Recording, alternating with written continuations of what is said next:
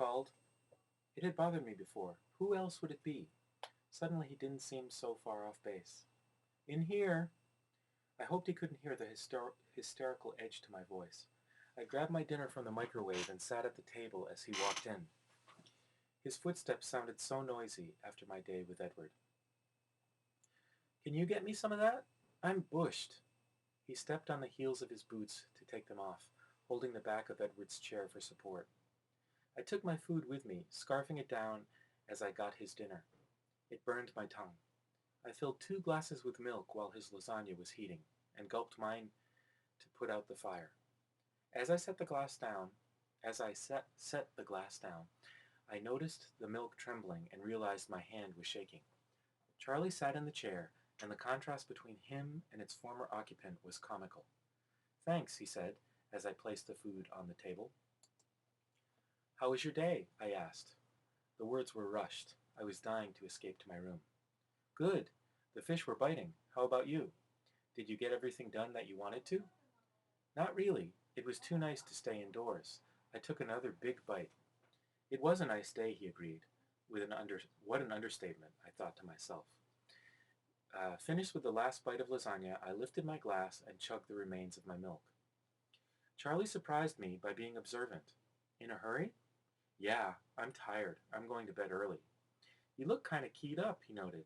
Why did this have to be the night to pay attention? Why did this have to be his night to pay attention? Do I? Was all I could manage in response. I quickly scrubbed my dishes clean in the sink and placed them upside down on a dish towel to dry. It's Saturday, he mused. I didn't respond. No plans tonight? He asked suddenly. No, Dad, I just want to get some sleep. None of the boys in town your type, eh? He was suspicious, but trying to play it cool. No, none of the boys have caught my eye yet. I was careful not to overemphasize the word boys in my quest to be truthful with Charlie. I thought maybe that Mike Newton, you said he was friendly. He's just a friend, Dad. Well, you're too good for them all, anyway. Wait till you get to college to start looking. Every father's dream, that his daughter will be out of the house before the hormones kick in. Sounds like a good idea to me, I agreed, as I headed up the stairs. Night, honey, he called after me. No doubt he would be listening carefully all evening, waiting for me to try to sneak out. See you in the morning, Dad. See you creeping into my room tonight at midnight to check on me. I worked to make my tread sound slow and tired as I walked up the stairs to my room. I shut the door loud enough for him to hear and then sprinted on my tiptoes to the window. I threw it open and leaned out into the night.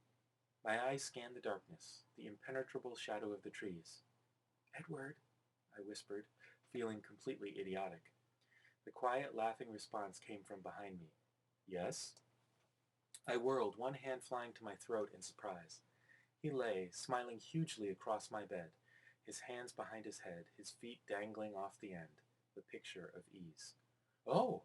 I breathed, sinking unsteadily to the floor. I'm sorry. He pressed his lips together, trying to hide his amusement. Just give me a minute to restart my heart. He sat up slowly so as not to startle me again. Then he leaned forward and reached out with his long arms to pick me up, gripping the tops of my arms like I was a toddler. He sat me on the bed beside him. Why don't you sit with me? He suggested, putting a cold hand on mine. How's the heart? You tell me. I'm sure you hear it better than I do. I felt his quiet laughter shake the bed. We sat there for a moment in silence, both listening to my heartbeat slow. I thought about having Edward in my room, with my father in the house. Can I have a minute to be human? I asked. Certainly. He gestured with one hand that I should proceed. Stay, I said, trying to look severe. Yes, ma'am. And he made a show of becoming a statue on the edge of my bed. I hopped up, grabbing my pajamas from off the floor, my bag of toiletries from the desk. I left the light off and slipped out, closing the door. I could hear the sound from the TV rising up the stairs. I banged the bathroom door loudly so Charlie wouldn't come up to bother me. I meant to hurry. I brushed my teeth fiercely, trying to get to be thorough and speedy, removing all traces of lasagna. But the hot water of the shower couldn't be rushed. It unknotted the muscles in my back, calmed my pulse. The familiar smell of my shampoo made me feel like I might be the same person I had been this morning. I tried not to think of Edward, sitting in my room, waiting, because then I had to start all over with the calming process. Finally, I couldn't delay any more. I shut off the water, toweling hastily, rushing again. I pulled on my holey t-shirt and gray sweatpants. Uh, Too late to regret not packing the Victoria's Secret silk pajamas my mother got me 2 birthdays ago, which still had the tags on them in a drawer somewhere back home. I rubbed the towel through my hair again, and then yanked the brush through it quickly. I threw the towel in the hamper, flung my brush and toothpaste into my bag. Then I dashed down the stairs so Charlie could see that I was in my pajamas with wet hair. "Night, Dad." "Night, Bella." He did look startled by my appearance. Maybe that would keep him from checking on me tonight.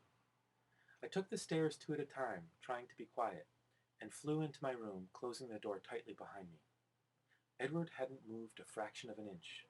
A carving of Adonis perched on my faded quilt. I smiled, and his lips twitched, the statue coming to life. His eyes appraised me, taking in the damp hair, the tattered shirt. He raised one eyebrow. "Nice," I grimaced. "No, it looks good on you." "Thanks," I whispered. I went back to his side, sitting cross-legged beside him. I looked at the lines in the wooden floor. What was all that for?" "Charlie thinks I'm sneaking out." "Oh," he contemplated that. "Why?" As if he couldn't know Charlie's mind much more clearly than I could guess. Apparently, I look a little overexcited. He lifted my chin, examining my face. "You look very warm, actually." He bent his face slowly to mine, laying his cold cheek against my skin. I held perfectly still. He breathed. It was very difficult, while he was touching me, to frame a coherent question. It took me a minute of scattered concentration to begin. "It seems to be much easier for you now to be close to me. Does it seem that way to you?" he murmured, his nose gliding to the corner of my jaw. I felt his hand, lighter than a moth's wing, brushing my damp hair back so that his lips could touch the hollow beneath my ear. "Much, much easier," I said, trying to exhale.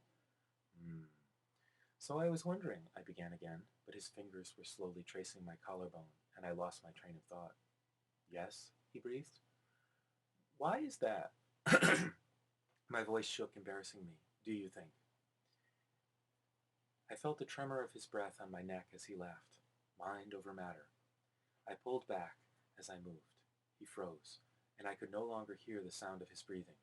We stared cautiously at each other for a moment, and then, as his clenched jaw gradually relaxed, his expression became puzzled. "Did I do something wrong?" "No, the opposite. You're driving me crazy," I explained. He considered that briefly, and when he spoke, he sounded pleased. "Really?"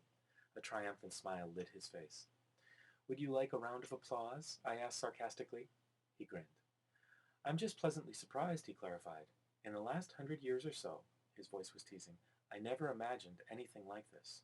I didn't believe I would ever find someone I wanted to be with in another way than my brothers and sisters. And then to find, even though it's all new to me, that I'm good at it, at being with you." "You're good at everything," I pointed out. He shrugged, allowing that, and we both laughed in whispers. "But how can it be so easy now?" I pressed. "This afternoon